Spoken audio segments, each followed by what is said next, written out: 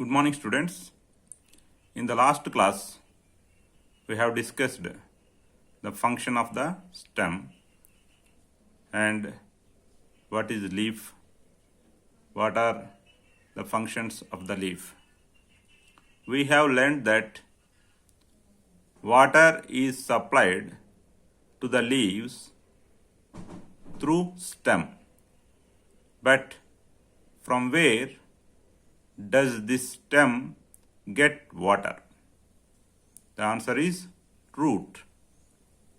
Root is the part of the plant that is in the soil and absorbs water and dissolved minerals in water from the soil. So what is root? Root is part of the plant which is in the soil and absorbs water and dissolved minerals in water from the soil.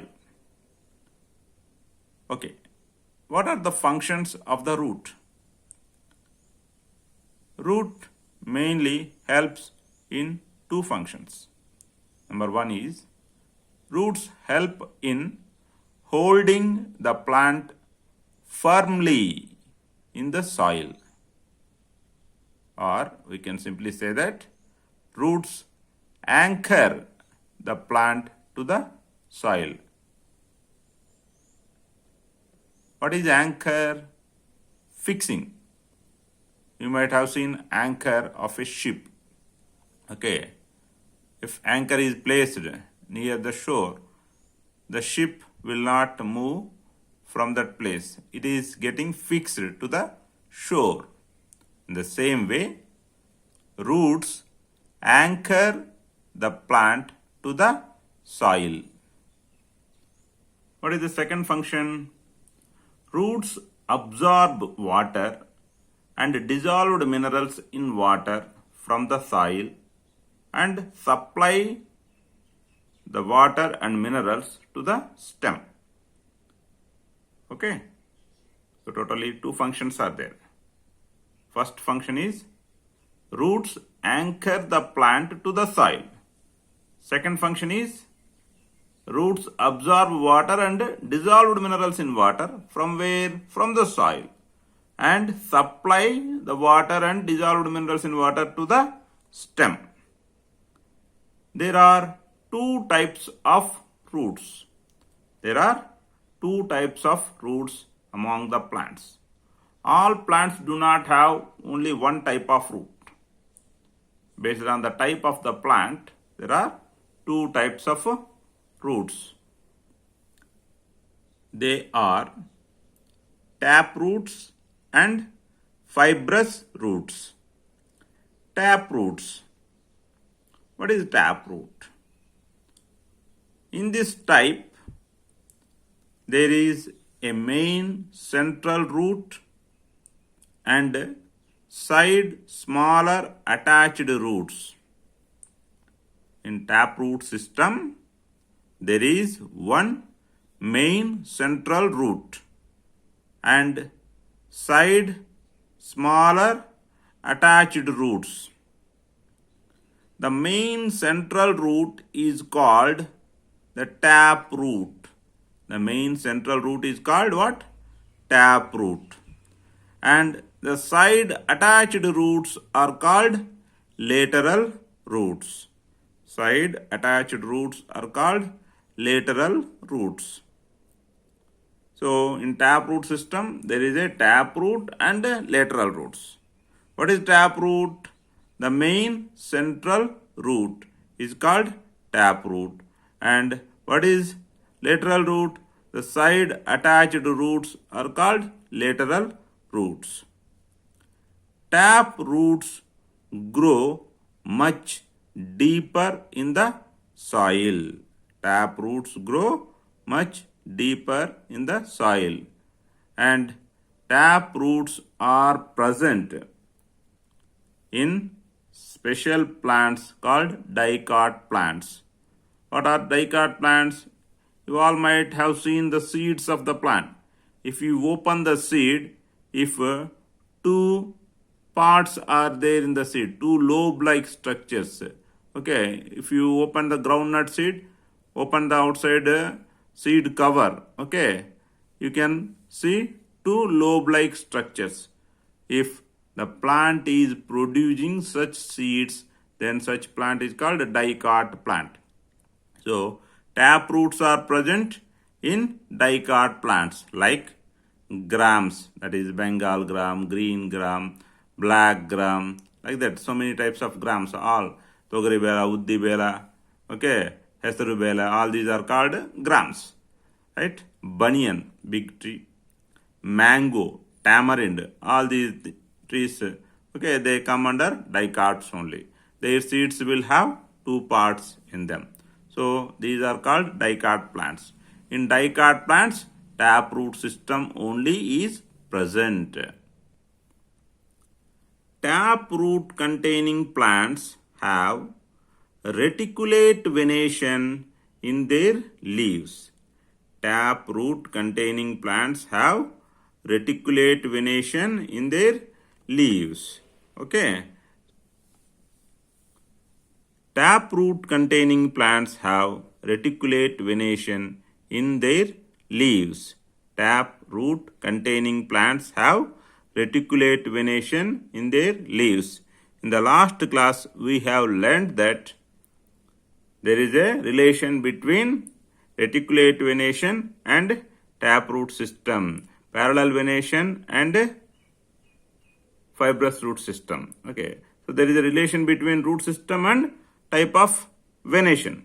So if the plants are having taproot system, then what should be their leaf venation? Reticulate venation. Otherwise, if the plant is showing reticulate venation in the leaves, then what root system that the plant will have? Taproot system. The second type of root system is fibrous root system. In this type, in fibrous root system type, there is no main root and side root differentiation. All roots are similar and small fibers like roots are present. Okay, and tap roots, they grow deep in the soil, whereas fibrous roots do not grow much deep in the soil. Fibrous roots are present in monocot plants, and I said tap roots are present in dicot plants. And what I said about dicot plants, in their seeds, two lobe-like structures, di means two lobe-like structures are present. Whereas in monocot plants, mono means single. In their seeds, single lobe-like structure is present. If you take rice grain, how many lobes you can see? Only one. You cannot find two lobes in it. Coconut, you cannot find two lobes at all, first of all. Okay, you cannot find any lobes only, but whatever it may be, it is a monocot plant. All type of grass plants like maize, okay, this wheat, corn, all these things, okay, they are having only one lobe-like structure in their seeds. So these plants are called what? Monocot plants. So fibrous roots are present in monocot plants like grass plants, maize, rice also is called paddy, coconut, etc. And fibrous roots containing plants have parallel venation in their leaves. Remember, fibrous roots containing plants have got which type of venation? Parallel venation in their leaves. Okay, and taproot system having plants are having which venation? Reticulate venation. So fibrous roots containing plants have parallel venation in their leaves. So, and coming to the differences between tap roots and fibrous roots. Tap roots provide better anchorage than fibrous roots because tap roots they grow much deeper in the soil. So they provide better anchorage than fibrous roots. Tap roots containing plants have harder stems than fibrous roots containing plants of the same size. If you take one tap root containing plant and one fibrous root containing plant, both from ground they should be of same height. Then which plant has harder stem? Definitely the taproot containing plant must have harder stem. Okay, so even though the size of the plant is same, the height and all, but the stem strength is more in taproot system containing plants. Okay. Fibrous roots containing plants need more water supply because fibrous roots do not grow much deeper in the soil. Generally, groundwater is available at greater depths. Okay, so fibrous roots, they do not grow to the greater depth, so they cannot absorb underground water that easily. So they need, so fibrous roots containing plants, they need more water supply. Means when you are supplying water directly from the near to the base, they can absorb the water, as they cannot absorb the water from greater depths. Why? The roots do not grow to the greater depths. Whereas tap roots can grow much deeper in the soil. So tap roots containing plants need less water supply because they can absorb water from greater depths of the soil. Tap roots can absorb the water from greater depths of the soil through their deep growing tap roots. Tap roots containing plants need less water supply because they can absorb water from greater depths of the soil, because their deep growing tap roots can absorb the water from at greater depths. Stem is called a two-way street. Our stem functions as a two-way street. Why? Because stem conducts the root absorbed water to leaves and other parts. Root absorbs water. This root absorbed water is given to the stem. So stem conducts this root absorbed water to leaves and other parts of the plant. And leaves prepare the food. Stem conducts this leaves prepared food to all other parts where the food gets stored, because we already have learned the food that is prepared by the leaves is stored in different parts of the plant in the form of starch. But how this leaves prepared food reach to these different parts? Through stem. So stem is conducting food from leaves to all other parts, and stem is conducting water from roots to all other parts of the plant, from top to down and from down to top, as a two-way street. Okay, stem is functioning. So stem is called a two-way street. Okay, let us discuss more details about what is flower, what are the parts of the flower, okay, and what is the significance of the flower, everything in the next class. Thank you.